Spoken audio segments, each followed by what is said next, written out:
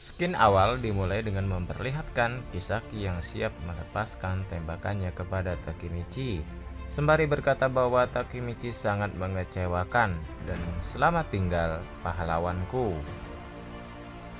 Belum sempat pistolnya ditembakkan, namun tiba-tiba lampunya padam.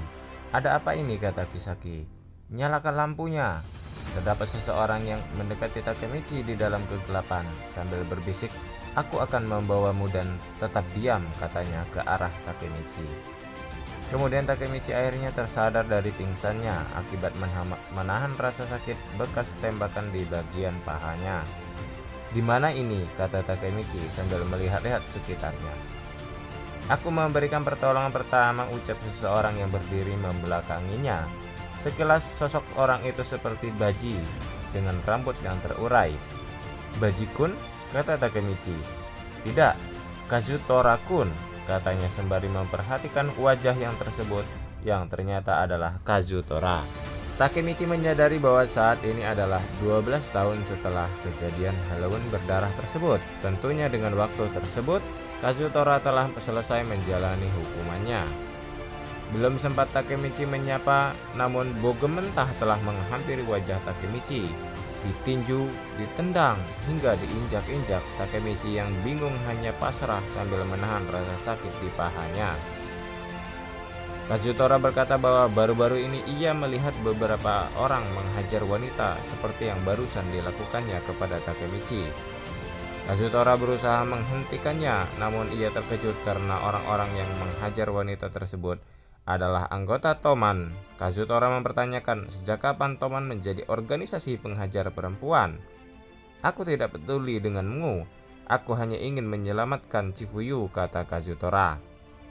Skin beralih ketika Kazutora baru saja dibebaskan dari penjara dan terlihat sebuah mobil telah menunggunya dan ternyata Chifuyu lah yang ada di dalamnya. Lama tidak bertemu, Kazutora-kun? Butuh tumpangan? Katanya.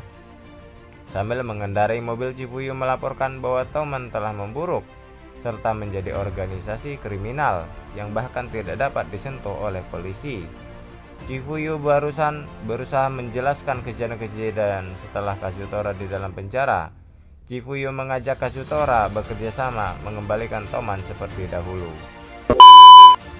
Skin kembali ke peristiwa saat Kazutora dan Takemichi berbincang-bincang. Dia bertarung sendirian selama bertahun-tahun.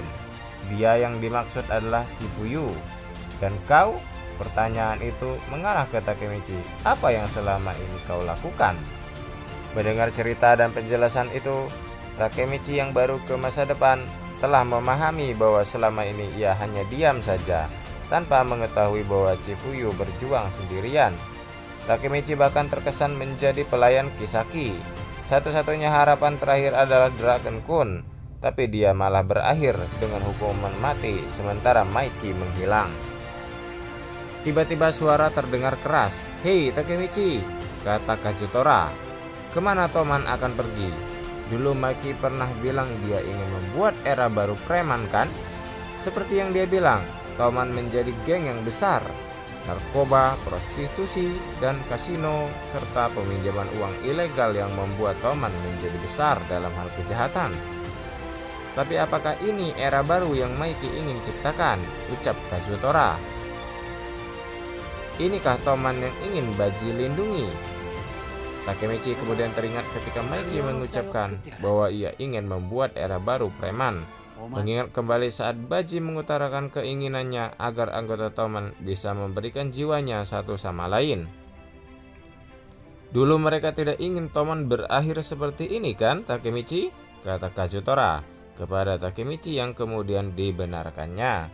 Takemichi berkata, "Toman yang kucintai sama sekali bukan seperti ini. Dia selalu bersinar. Ya, ayo rebut kembali Toman," ucap Kazutora yang menjadi akhir dari cerita chapter 74 ini.